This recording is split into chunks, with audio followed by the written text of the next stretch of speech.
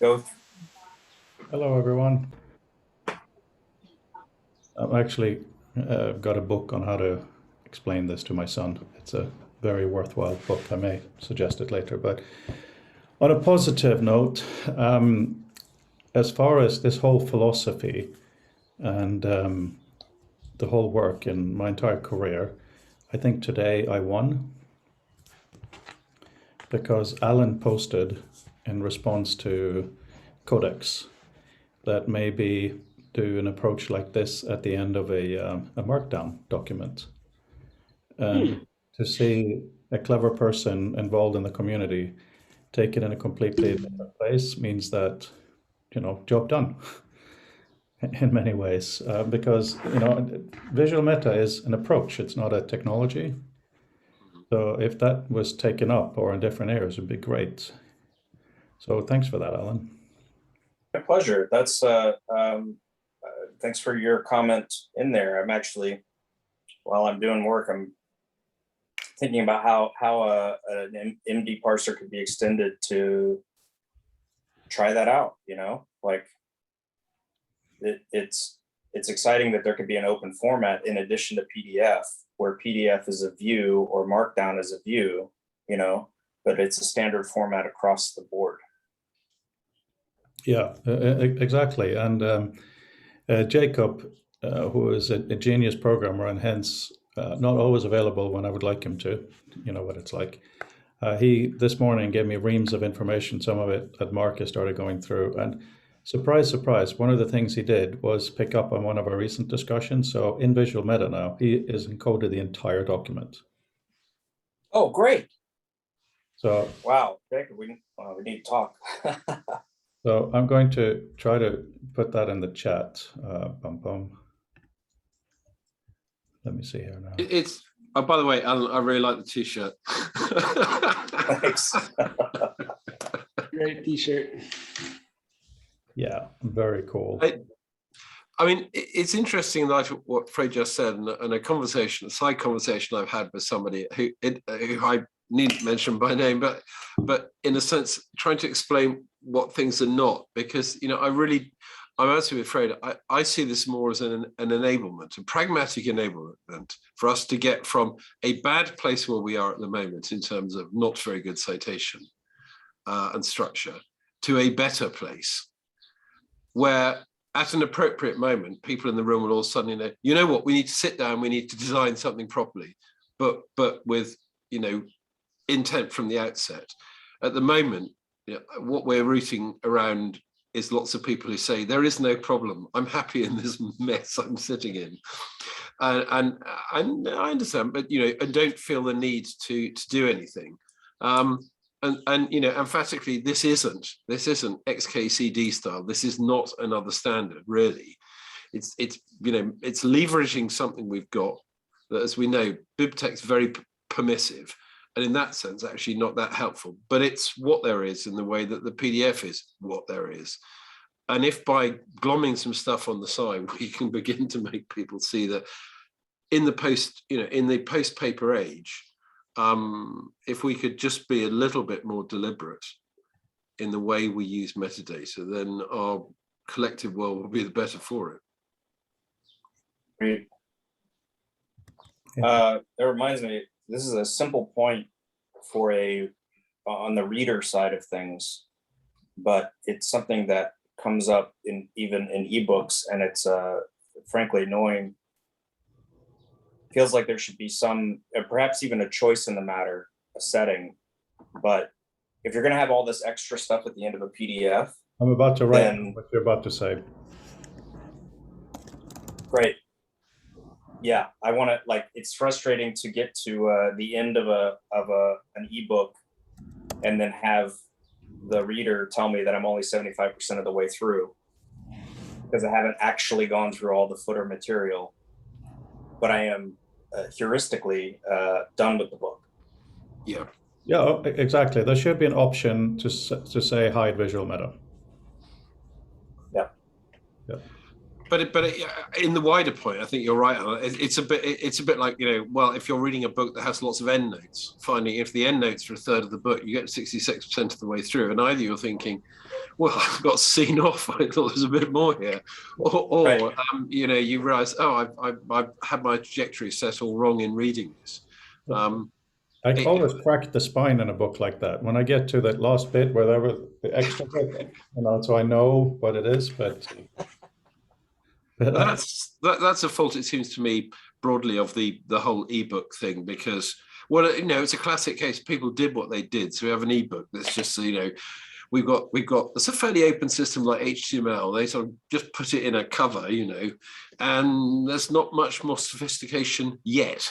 I'm sure it'll come. But two important points. Raphael, you look older. Happy birthday. Thank you very much. Congratulations. Happy birthday. Happy birthday. 35. Yeah, that was his poor excuse for not joining us. Yes, sorry. I had a great day though. Not saying that it's never a great day when I'm with you guys, because it's always good. Exactly. Good catch. Good save. Yeah. That sounds like a sentence from Community, the show you must all watch. But anyway, let's just go a little bit through some of the issues here from Jacob. Let me just see. The first thing he wants to do is to have headings. Oh yeah, I've sent the PDF across. I don't know if you can see it. Got it. So he's saying that headings should be encoded much more like everything else in BibTeX. And then we need to have a UI for choosing what kind of thing it is, article, book, and proceedings, etc. That's probably just an export option. Mm-hmm. And then he wants to go through. Yes, it's not brilliant to communicate via text in here, but I'll paste in a few things that he said.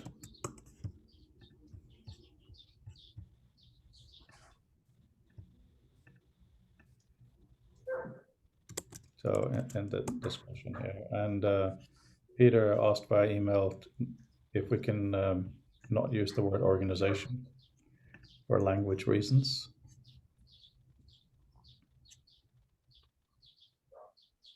What as a key? Yeah, basically on your side of the pond, it's spelled with an S. On my side of the pond, it's spelled with a Z. And people are going to no doubt write programs querying it, looking for the key with the wrong version of the spelling of the word, and get back a no value found when there really is a value under the alternate spelling. Otherwise, we'd have to have the programs automatically normalize them. But if we just use the word affiliation, we have something that's universal and we can avoid the problem. Yeah. Well, I think that speaks to the fact that because BibTeX is so permissive, we probably need to sort of make some kind of a sort of not overly dogmatic but clear statement of this is how we choose to understand it, and we'll ignore the messy bits on the outside. In that, actually, something Fred and I were just sort of talking about in chat earlier was the fact that one of the things Jacob brought out was, if there are sort of effectively keys floating around, if there's stuff that is formatted in an understandable way, maybe we should surface that, because maybe somebody used the wrong tag name, or they put in some extra really useful ad hoc stuff that we might want to use. And which gets back to the point that even in the BibTeX docs, going as far down the pile as I can, it's really not clear.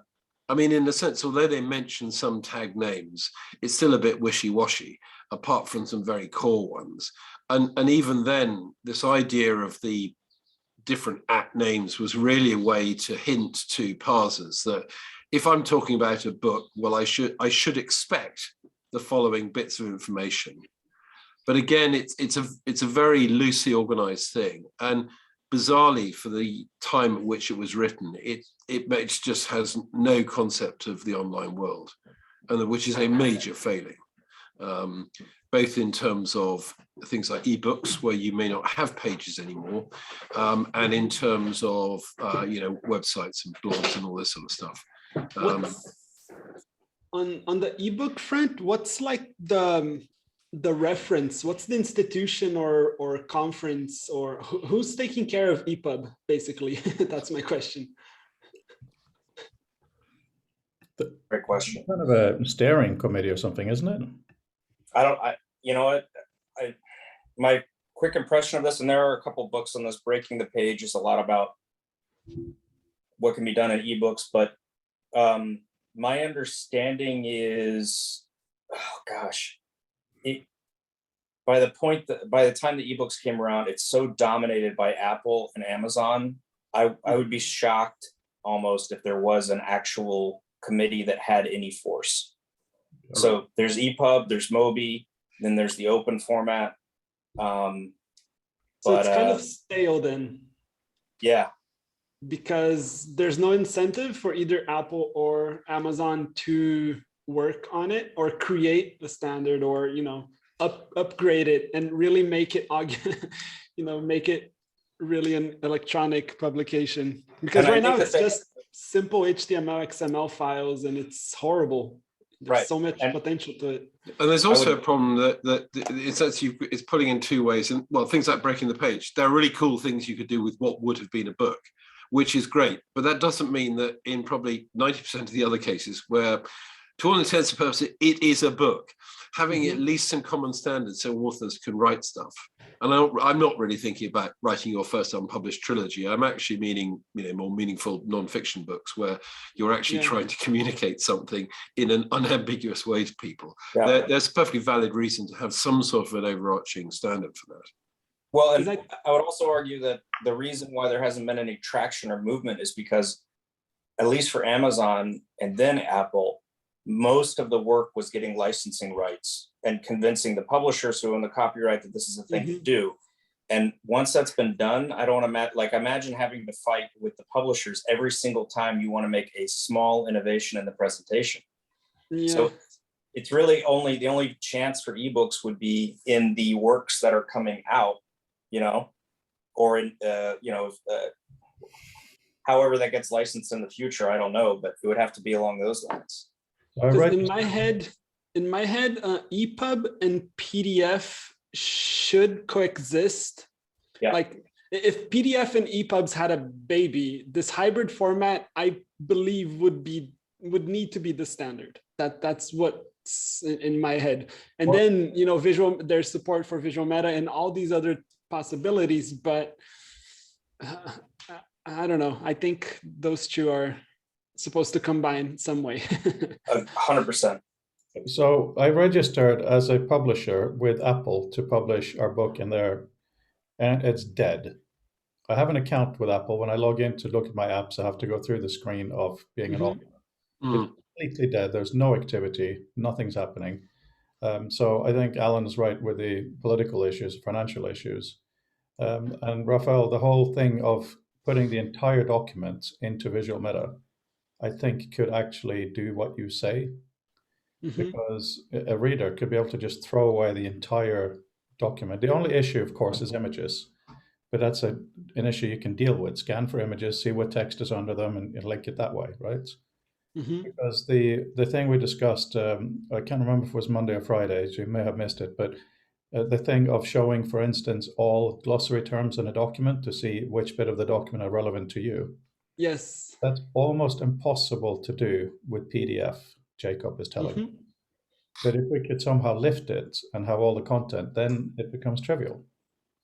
Well, there's an interesting conjecture right that you're mentioning of images and things is, and this sort of links back to the aspect of sort of machine learning and how our robot overlords want to look at text, is that we happily look at quite complicated documents and we whiz in and out of images, figures, tables, all this. And we sort of know how to parse that and put that back together as part of the narrative. That clearly is something that's sort of, I think, way beyond most structured documents, or not in a consistent sense.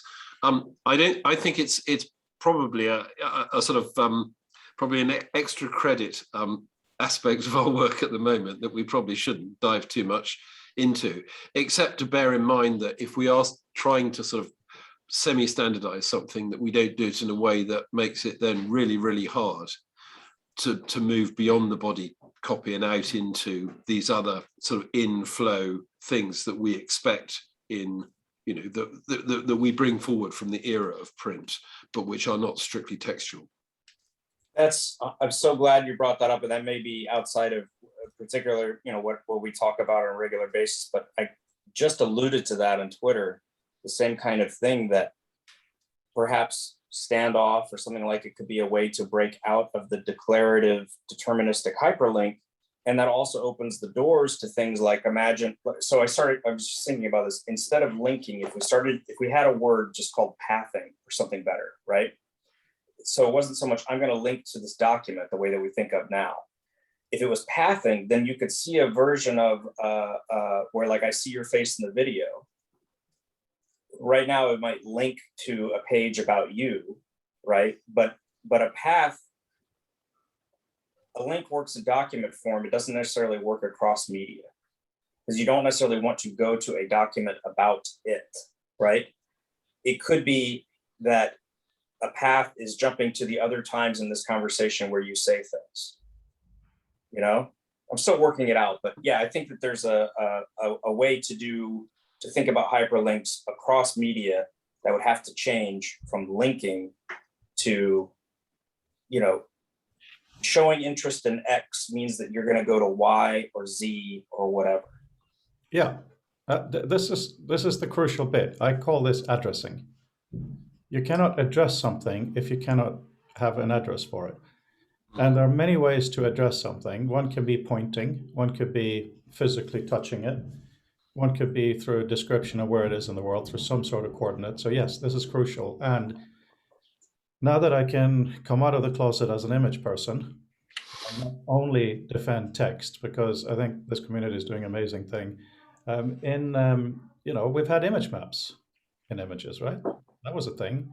There is EXIF data in images. So there's no effing reason why you cannot, in text, have a reference to an image and the location in the image. For instance, you know, look at this man in the background and you link to that. Nothing wrong with that. That's technically simple. Yeah. Right. And you could even have it when you're looking at an image through, even, let's use the dirty words, ML.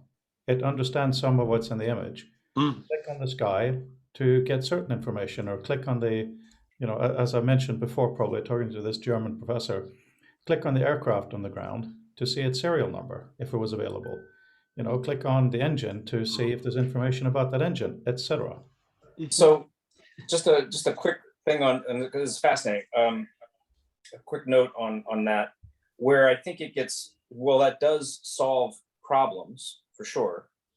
Where it gets interesting and what we see a whole lot more once our visual sensory or image, you know, brain comes into play, would be stuff like the, I don't remember the exact dress, but there's this black and gold, red and blue kind of dress that people were seeing differently.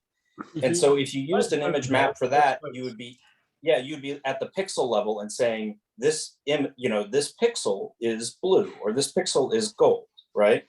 And that misses the point of the context and the way that we can read. And that is where I think ML actually would come into play and act as a contextual boundary maker, you know, to define, is the person more interested in this pixel, this blue pixel, or are they more interested in, well, the social discussion on the far other end? What is this color? Or are they interested in just the gestalt? When these two colors are next to each other this way, I'm interested in what's happening here, and where does that go to, right? Like there isn't, an image map would have a harder time, I don't know. But also we need, you know, in the image, in the ML sense, we also need a way to sort of tell it, this glob of, you know, whatever encoded stuff, which is an image, is, as far as you're concerned, a zero length entity. So when you're doing your Markov chain analysis or whatever, it doesn't matter that this seems like 50 pages of information. It's something that your textual analysis, your vectors don't need to worry about. So that, yes, that's a different structural problem, but I think one that I don't think we cannot address. We can avoid, you know, that we can avoid addressing, because it's a problem of the here and now. Before we go further into this, which is really, really important and valuable, I noticed in Jacob's version of Visual Meta right now, the tags that are inside Visual Meta start and end. He does not have the text Visual Meta. Are we okay removing that, or shall we tell him that we do need it to be Visual Meta BibTeX self-citation, because we put it in there to make it very understandable? Do we still want it to be there? Is it important to us? I'm Better looking at under- I'm looking at the visual meta for that doc in Reader. Is that what I should be looking at? Or am I looking in the wrong place? So this is our page, Oh, I see. Sorry. Okay. right? Yeah. And if I go, so this is the document he said. He has things here like, he calls it this, Yeah. right? It doesn't, yeah, by the way, look how ridiculously long this Visual Meta is. Are you ready? Can we, is there a possibility to make it, I don't know, in two columns or 3 columns to make it, you know, 100%. fill the page better?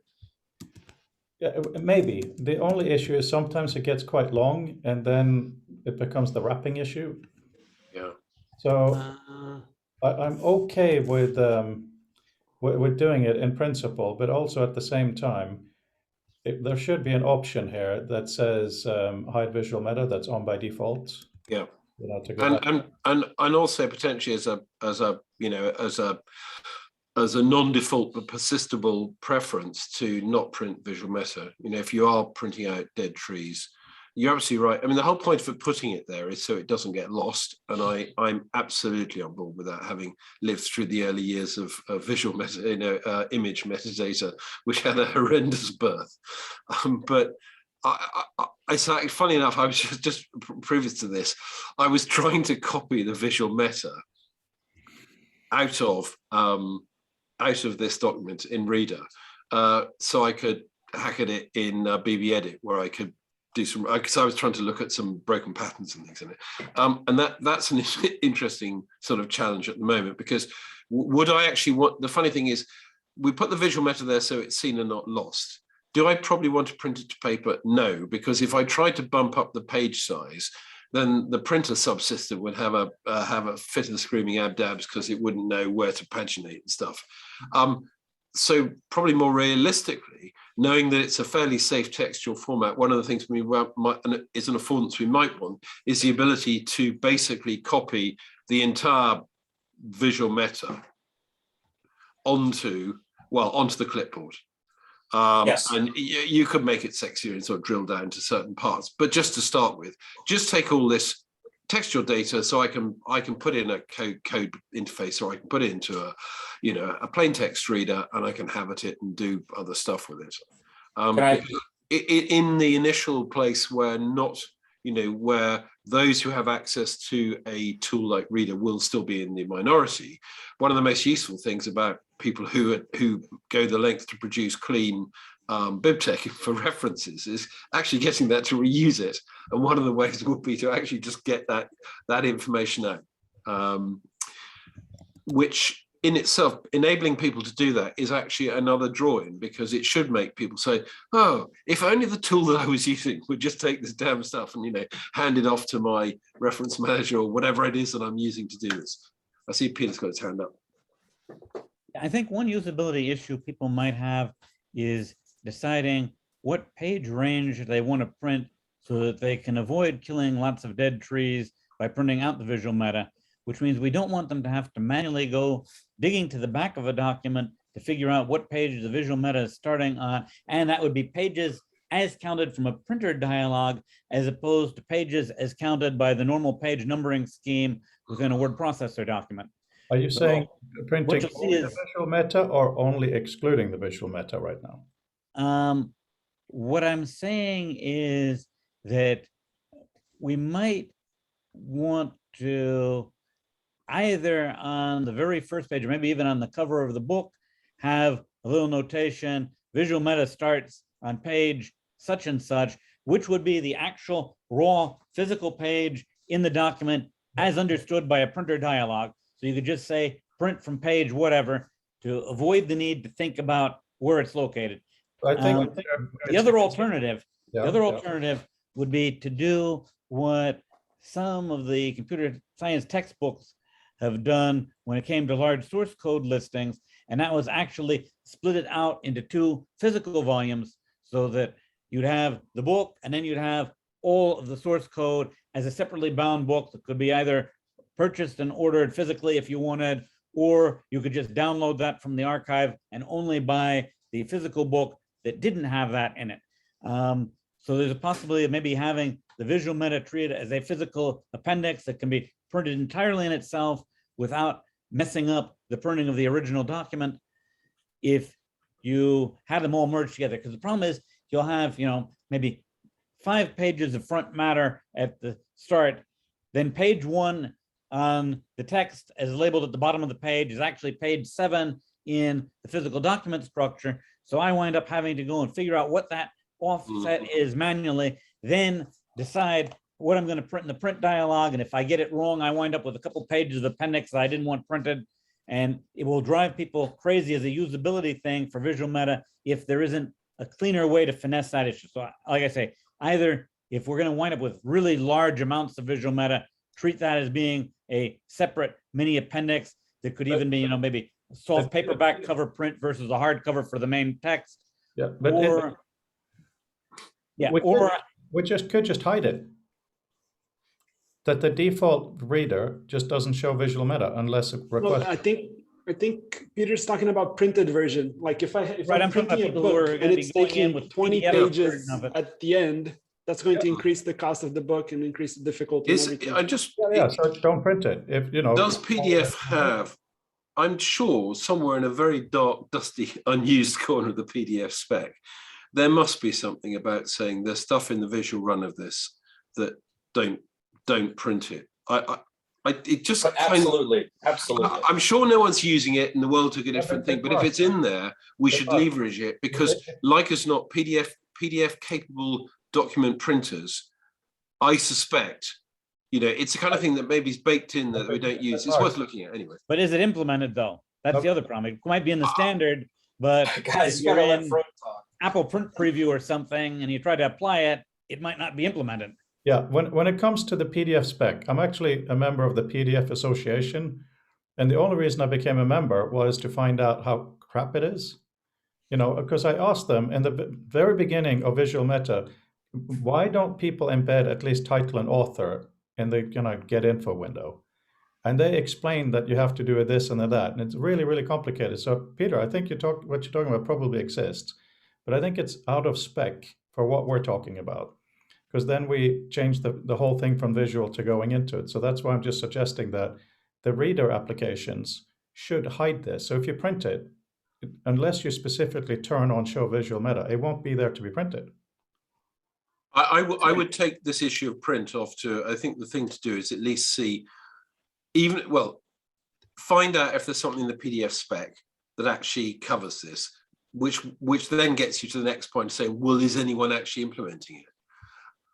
A glass half full approach in me says that probably it does exist and it's probably been baked in for years. The problem is no one's used it, but here is a very valid reason why it might exist.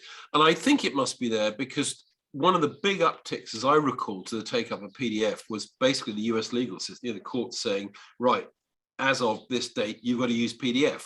And I remember there was a massive change at the time, and obviously Mr. Adobe made lots of money, but I can imagine some of those really large, complicated documents that are part of the legal flow may well have had a need to have, in a sense, some kind of print suppression mechanism for parts of it. I don't mean for redaction purposes, just because you don't want the whole thing. There's all sorts of stuff that needs to be there you don't want to print. And I'll add very quickly. Yeah, it seems like this isn't even a controversial topic. First off, if you saw that stuff in a PDF, that would kill this movement on arrival. People hate garbage, seeing garbage, or the things you're not going to spend time on. It would not become a popular format. So 100% it needs to be hidden by default. 2, this is no different than CSS on a web page. And if you printed off a web page and you saw the CSS, you would lose it, right? You would lose it.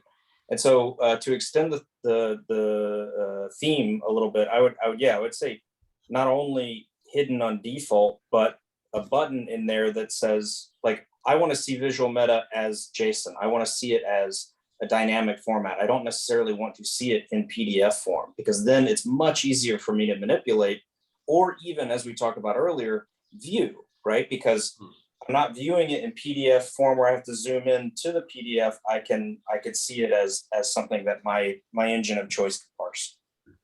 Yeah, I mean, now we're talking $1 million down the road, but not a bad idea. You know, I think we need to get the visual meta straight in BibTeX style first, and then yes, absolutely will be useful to have it extracted in different usable formats. But I think we're broadly agreeing on the thing. The problem is that if we don't do what we're doing at the moment, we won't even get to the point to have the next argument about, you know, what we can see and play with, because it's quite apparent that, you know, some people, without in essence seeing this instantiated in a document, can't imagine it. And I don't think any of us are saying that having the visual meta in a visible way, given the way PDFs work, is not problematic. But I'm not sure how we advance the sort of, you know, argument two in this whole thing until we have something for people to get worked up about. So ACM has taken their time.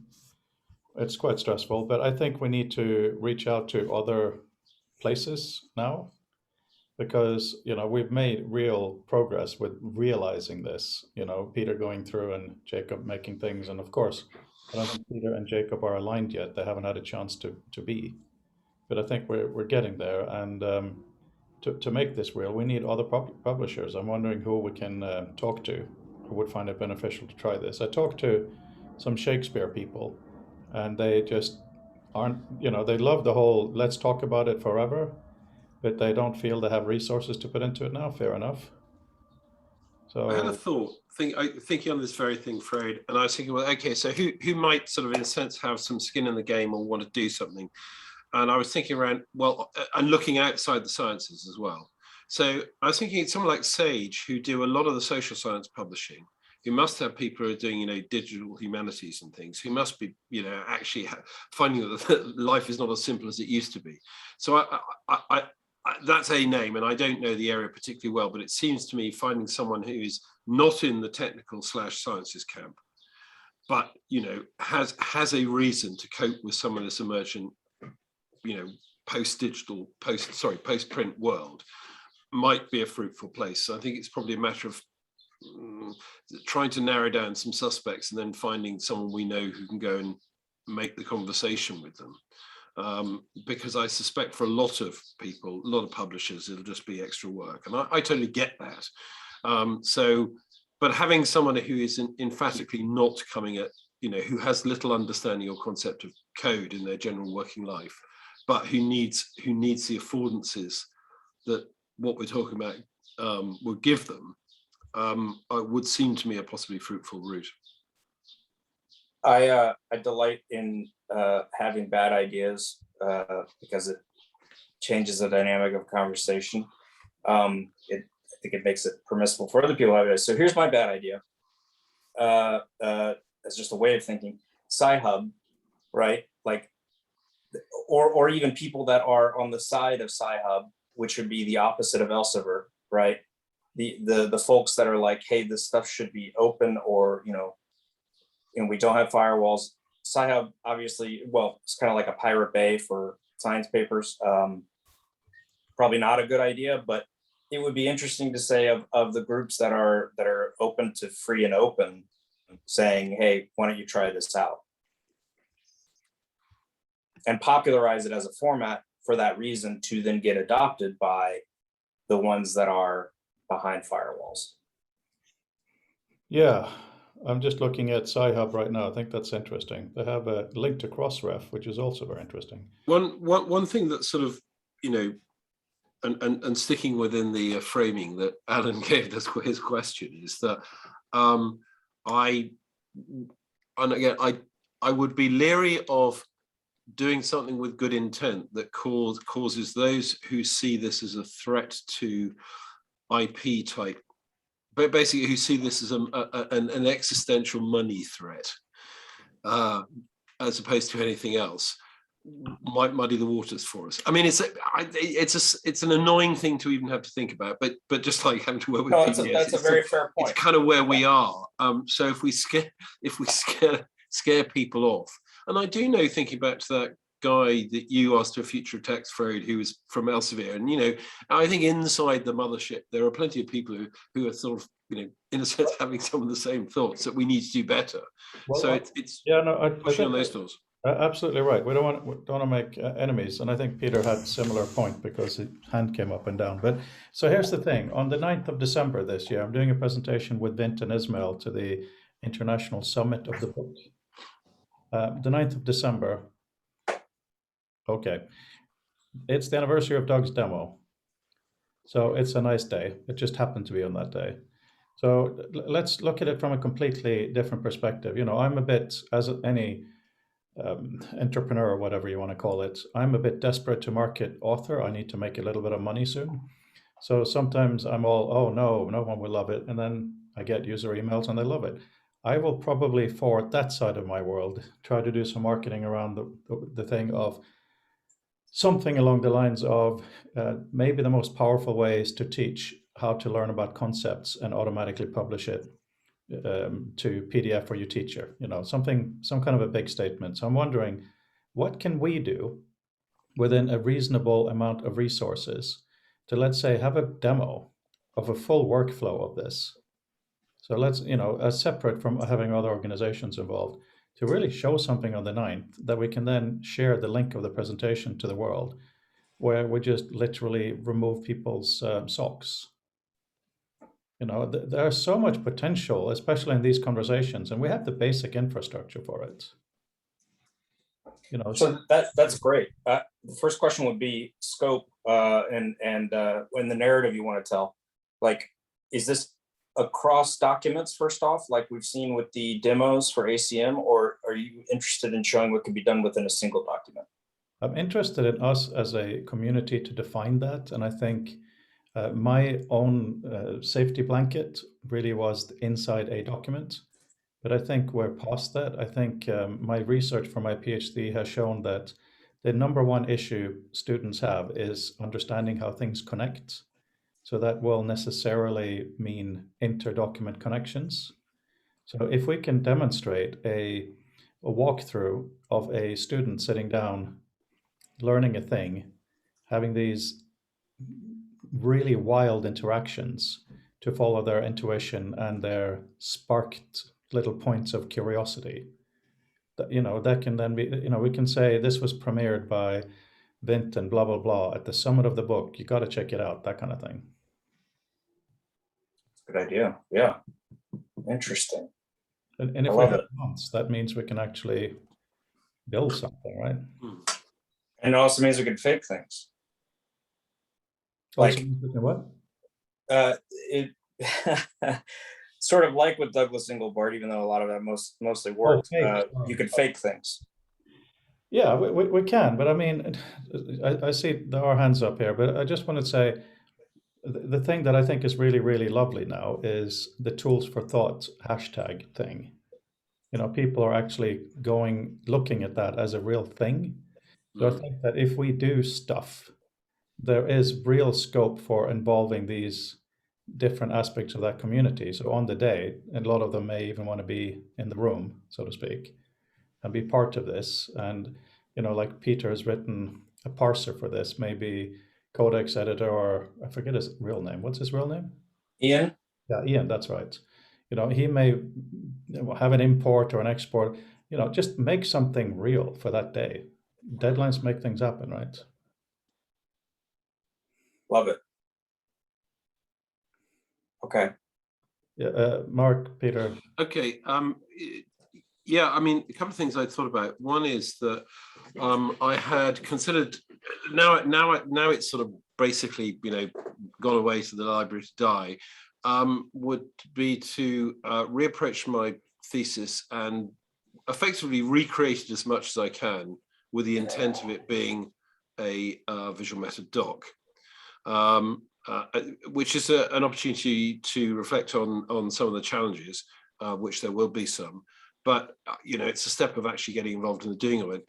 And in terms of your question about scope, one thought to me is probably take a less large document, but to do it at a sort of 2-document scope. So in other words, showing the payoff.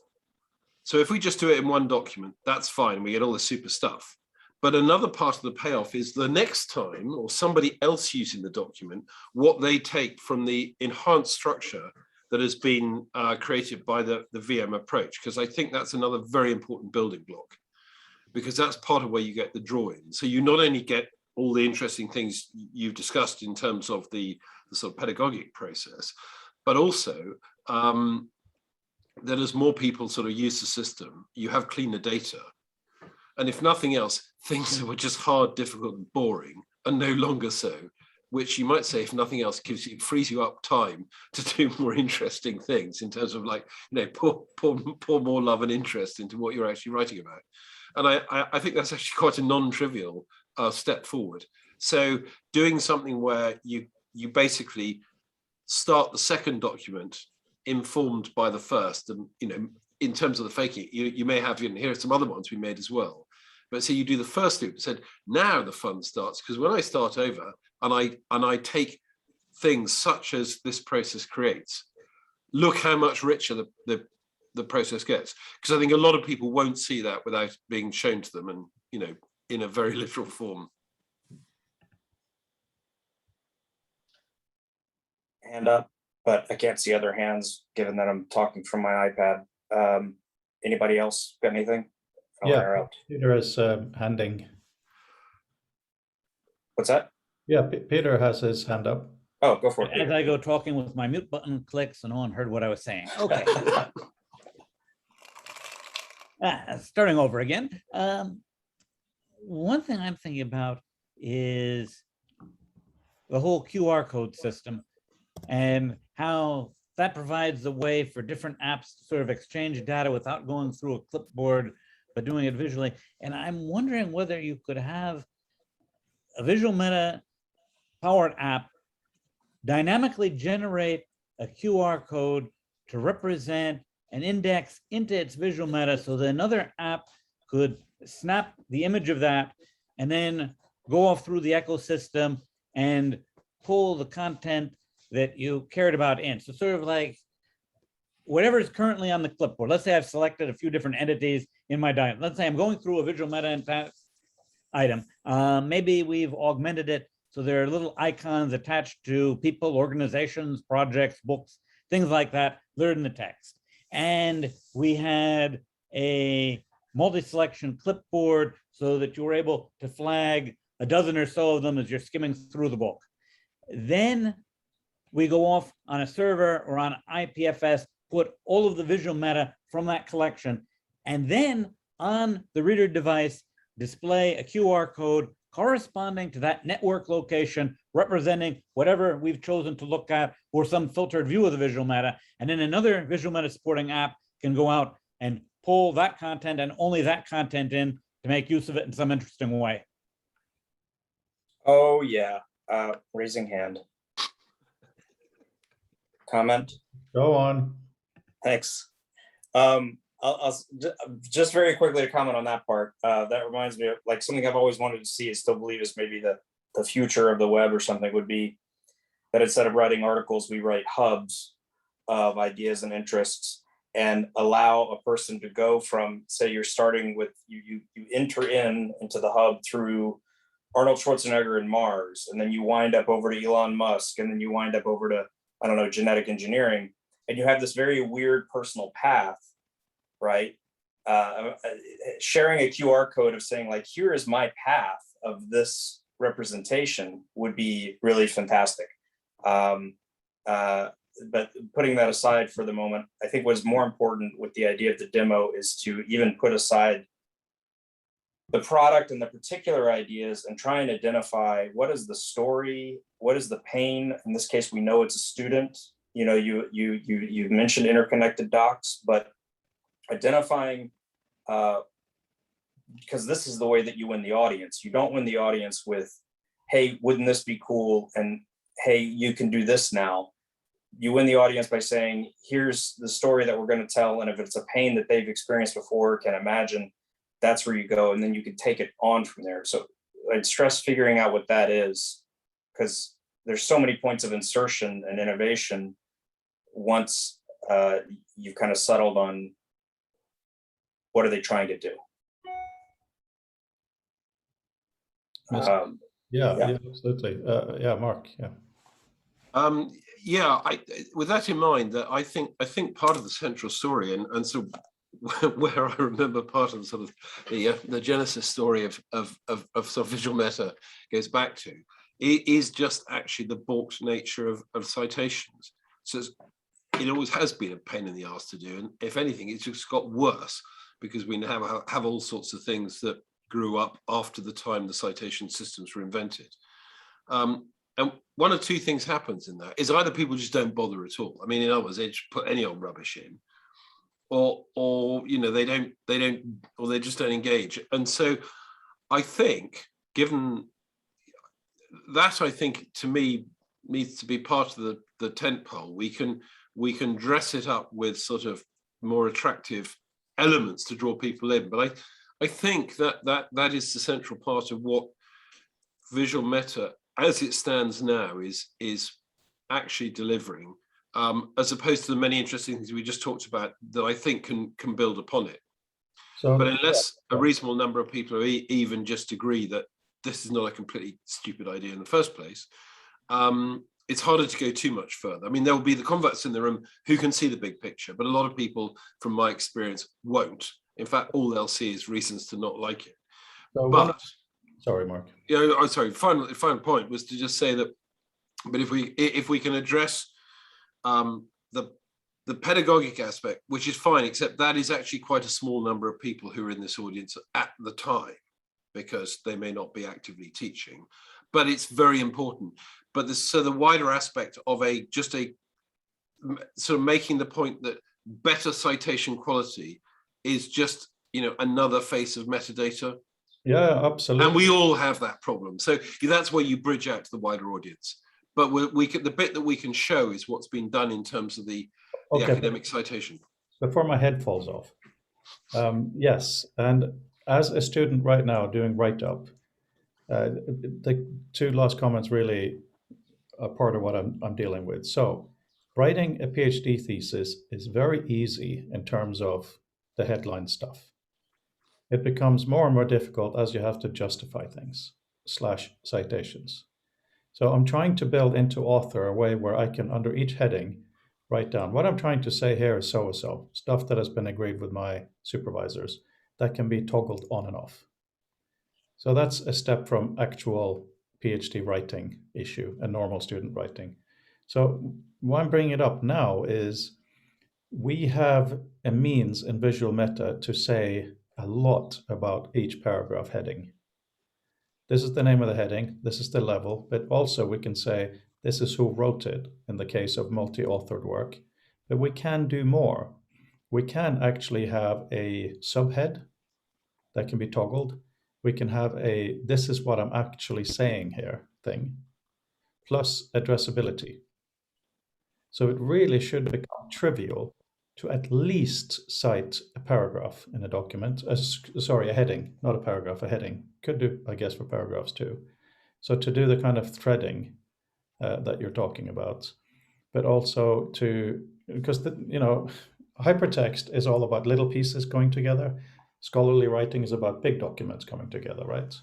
This kind of being able to describe what this section is may become a useful bridge. I agree with that. Yeah, okay. So for instance, one thing that Mark and Chris and I have talked about a lot is writing documents for students to read where they can read it at different levels. Describing headings could help that. So for instance, what I'm trying to say here is blood is red, whatever, simple thing, and then you have the rest below, so that you can choose how to expand and contract, because it'll help the writer and the reader, and you can choose what becomes visible, right? Yeah, Mark.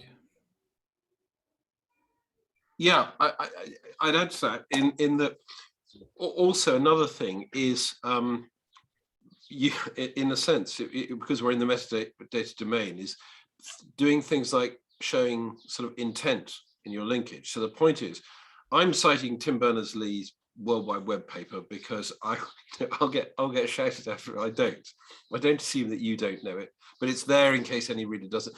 It's whereas saying this thing which I found, this really obscure thing, or the thing I found down the back of the stack somewhere, this is really important. No one else may have seen this before. And it's not so much a thing of importance, it's teasing apart the fact that as you page through going, yeah, got another citation, that oh right, I should stop paying attention now. So this is the author flagging. This is not just a citation. This is something of greater import, and it'll find its own sort of ecosystem. But the ability to do that is not really there now. It's sort of done in the overarching thing of the world of footnotes and other annotations and stuff. But that doesn't play well to a digital remediated world that we're in at the moment, because things like having end of page notes, and they're bloody good if you don't have pages.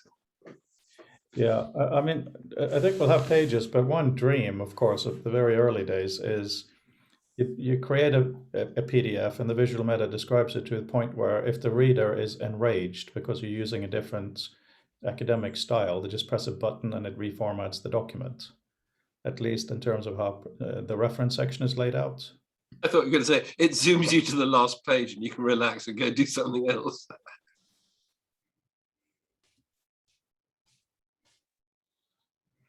Yeah, so maybe it automatically highlights things based upon what's in your personal notebook. Imagine you have a personal notebook with all kinds of visual meta, and then it will find the intersection of visual meta in the document you're starting to read with the visual meta in your notebook, and then auto highlight those areas. yeah, that's what I was planning with the idea of highlighting glossary terms in the document. Exactly, yes. Which turns out to be probably impossible in PDF. It's very hard to manipulate specifically. But it's good. That's a good thing. That's a good thing to hold on to, because this is another I think strength to the point of saying what we're trying, in a sense, what visual meta in many ways is doing is acting as a stalking horse to get us to the point where we can have a sensible non-fact-free debate about how we implement this from the ground up. So in other words, rather than just sort of make a new standard, stick it out there with all the other new standards and say, hey, use this, would be to enter the point of a new standard where enough people have said, up with this, I will not do this shit anymore. Let's build something that actually works. When I think there's a likelihood of having a better outcome. I mean, it's still human beings doing it, so we'll have problems. But let's go back to Alan's question, and that it's also Doug's question. Whom are we going to augment first? From a purely marketing perspective, we probably want to augment people who respond to the tools for thought hashtag, whether student or professional, right? Definitely. So we can talk about academic outcomes and all of that, but schools don't seem to have an incentive or the means through which to support this. This probably has to be a bottom-up kind of revolution. And the only way to do that is to present something visually, demonstrably powerful and interesting to those kinds of people, right? So look, I have an idea for something that we might want to put out there. How about doing a visual meta enhanced online public access catalog? My public library just got a new system. They found an open source online public access catalog, and it's driving them absolutely insane. They hate the thing, but the price was right. And the library board said, thou shalt use this wonderful free open source catalog as your new catalog, shift everything to it. And it's been an utter nightmare ever since, driving the poor librarians out of their gourd. A lot of good it is that the source code is out there. They can't afford to hire a programmer to go in and fix the things that are wrong with it. But again, they won't go now for a commercial system because the commercial catalog programs, just price-wise, feature-wise, they don't look any better than the open source stuff. And there's a sweet spot there. If you had visual meta enhancement, So when you're looking at the records, you could pull the stuff in, avoid having a reference manager entirely, just directly cite out of the catalog and leave notes in the catalog. This was something I was arguing with librarians for a long time. A whole bunch of little examples of my public library usage where there were books that they removed from circulation because they had no way of associating a warning with the book that some element in the book was, potentially health-wise dangerous. We had a very early rare book copy of recipes from the colonial period. Now, I know that's relatively recent history for you guys on the other side of the pond, but for our side, something dating to the founding of the country is deemed considerably old enough tremendous historical value. But it had recipes calling for using herbs that could cause someone to have a miscarriage if they use the recipes. So the library staff took this incredibly valuable historical book, and heaven only knows whether one of them kept it or whether it just got completely thrown out, but it was removed from circulation because of the potential danger of someone making that recipe while they're pregnant and having a miscarriage as a result. If you had a visual meta enhanced catalog, someone could spot an issue like that, augment the catalog record with it, and then we could get into the notion of open hypermedia link servers, and you could subscribe to someone else's visual meta to have that overlaid onto the catalog. But if the generic catalog tool that's able to take feeds of visual meta from multiple sources, merge them together and integrate them into the display, and allow the person who's using it to inject some of his own content, it might be a sweet spot that could get people to move in that direction. And then, of course, if a few public libraries started to adopt it because we put it out at the right price point and it worked really well for grad students who are working on their dissertations and theses, it might be able to shift the paid community on the other side to follow us once they saw that they were starting to lose mine and market share to the competing platform. I think that's all very interesting. I think it would require a bit of institutional involvement, which is a little beyond where we are now. But I do think we should try to think of a proper Doug style demo and something that works, because the whole thing with visual meta is it should enable actual stuff. Well, a thought, and as we conveniently have a lawyer in the room, but like arguing against your lawyer's bill is a bit like, trying to get out of your taxes. So having an area where, costs can be sort of charged through and things. I'm just wondering if there's an area that, Peter, you'd sort of see in the law where there's a good, not necessarily across the whole piece, but within the profession where you could say, look, yeah, this could massively improve the performance in this area. I don't know, but I sort of sense that we sort of have a bizarre situation with legal citations and legal writing, in that you have the law review system that came into place. First of all, they standardized originally on the Blue Book citation system, and it was all based on saving dead trees and minimizing the physical space that citations occupied. So every single possible publisher, every single court got abbreviated and got one official version of the abbreviation. So you would have to go and basically consult a reference manual to decide which abbreviation to use.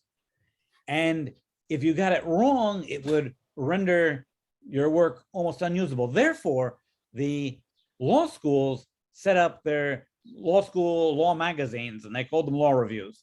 And the main thing that law review staff would do is take every submitted article and go through and physically hunt down every single citation in that piece, and then compare every bit of data in that citation to the canonical Blue Book standard for how the thing should be abbreviated to correct all of the busted abbreviations. So we had really, really high quality results in our law journals and the like, because we had this army of law students who figured, if I can make law review, I'll get hired by the mega law firm in New York City and get paid hundreds of thousands of dollars out of the box. So I'm willing to invest obscene amounts of time manually doing all of this stuff. So we've had no investment in tooling whatsoever, because we've had this supply of captive free labor that was willing to do all that grinding for us. Interesting point. I gotta go all. Okay. See you later, Alan. Good to see you.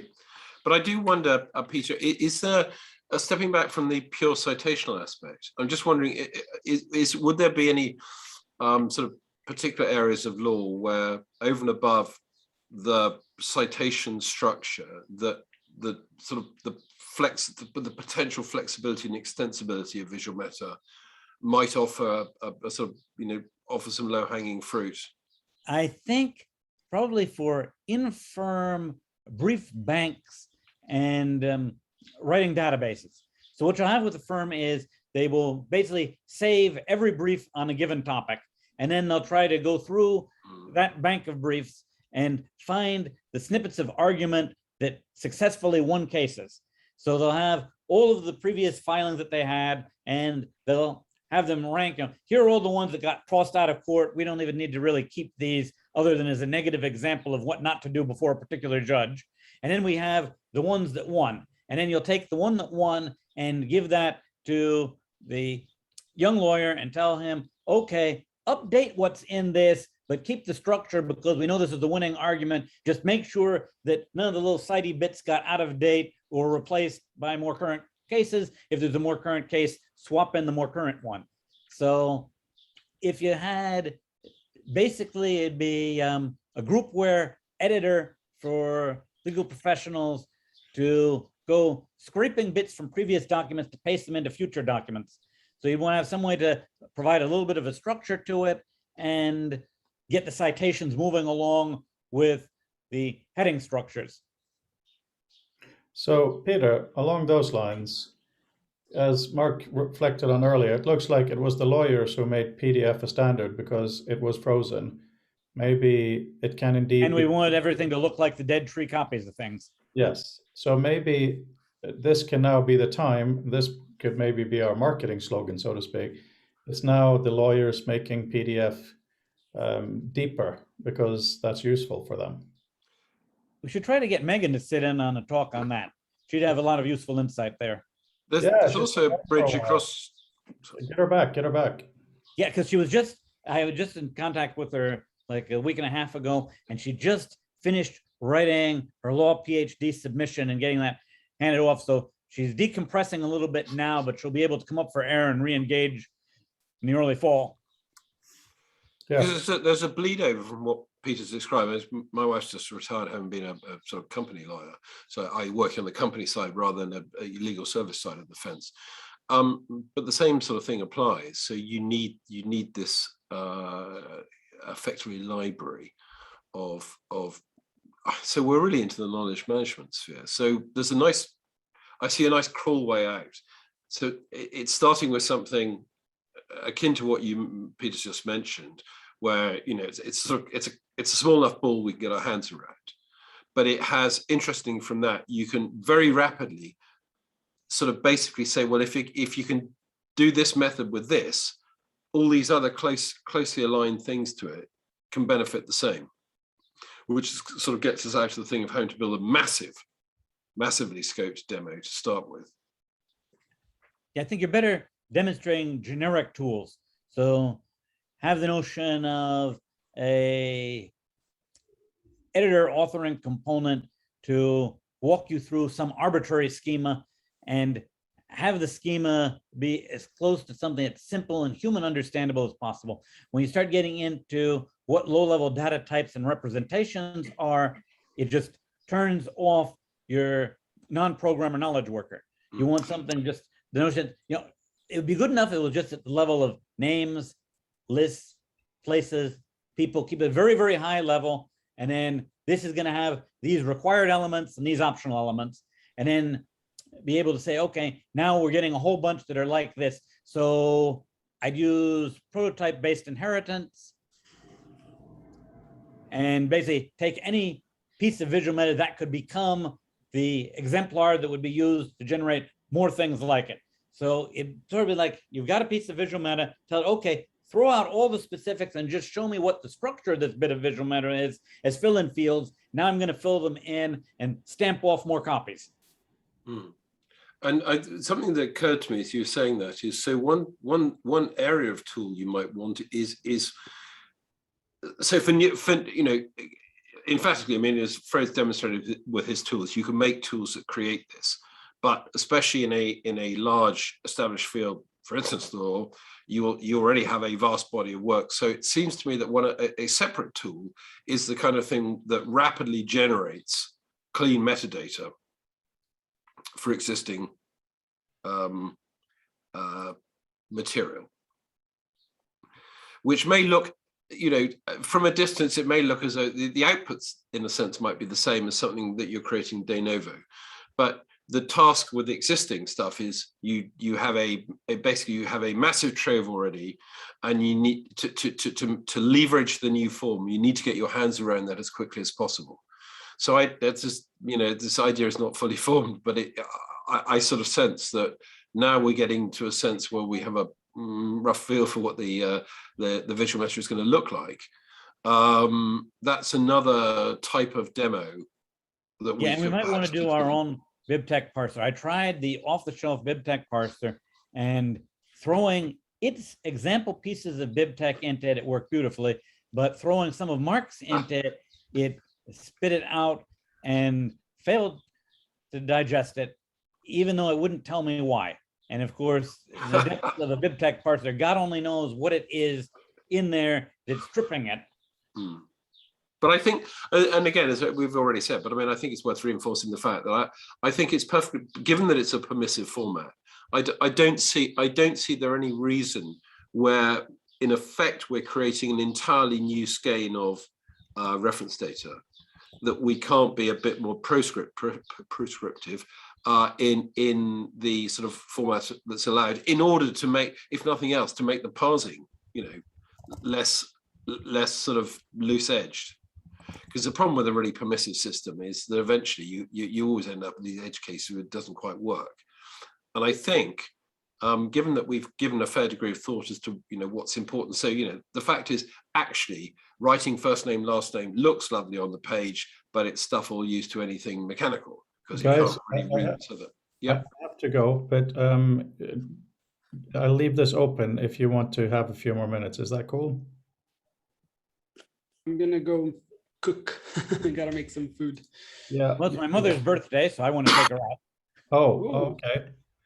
Congratulate her. All right. I hope I can join you on Friday, at least by voice, but it'll be airport time. And if not, next Monday, most definitely. And I think it'll be very, very useful for us to think about the kind of scenario to show off something real on the 9th of December. I think that would be very... And before you go, I just want to give you a little update on the parser. I restructured the grammar, pulled out all of the literal tags and tag ends, and formatted them in the hierarchical structure, which makes the grammar more useful as an expository tool. Fortunately, the parser generator doesn't care about indentations on the grammar rules, so I was able to nest all of the rules and shift them around so that they actually visually map the structure of the visual meta documents. And I'm also setting it up so that we can take specifically set up fields in advance, or any extra fields that are added on at the end, and the system will merge them all together. I can have it either fail if a required field isn't present, or return a match with the text required field not found, so that you'd get back a piece of visual meta that shows where the holes are that weren't filled in, but that does fill in all the stuff that actually did match. And I think that might be a useful way to go. So even though you wouldn't be getting full validated visual meta out, you'd still be getting, here's what I was able to find. And, we've already basically pre-filled in, there's no last name. You left the last name out. There should be a last name. So we have a template object representing all of our required fields for whichever kind of record we have in the system. And then we merge that with the actual data that we find. And what's left is a mix of the real data plus a little note telling you, hey, you're missing this. Peter, I think we should do a presentation on what you're talking about, because it's really, really nice. Really, really, really good. Could you plan maybe to present it? I know you've already presented. I'm not that senile, but considering the changes you're making and where we're going, maybe we make Monday week a key thing for you, and That sounds good. It'll be flushed out to the point of more usability by then. because then I can put it on the webpage as a resource for people to really understand the nuts and bolts of this.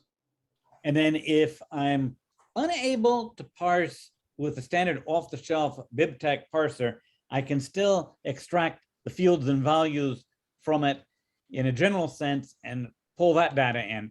So I might set it up so that first tries to use the off-the-shelf BibTeX parser, which tears things up and gives you a bunch of resource methods and calls. And on top of that, there's another package called Bibliography that builds on that to apply actual styling so that you can get back a React-generated static hunk of HTML representing your bibliographic record with all nice little stylable tags showing the structure and all of the components.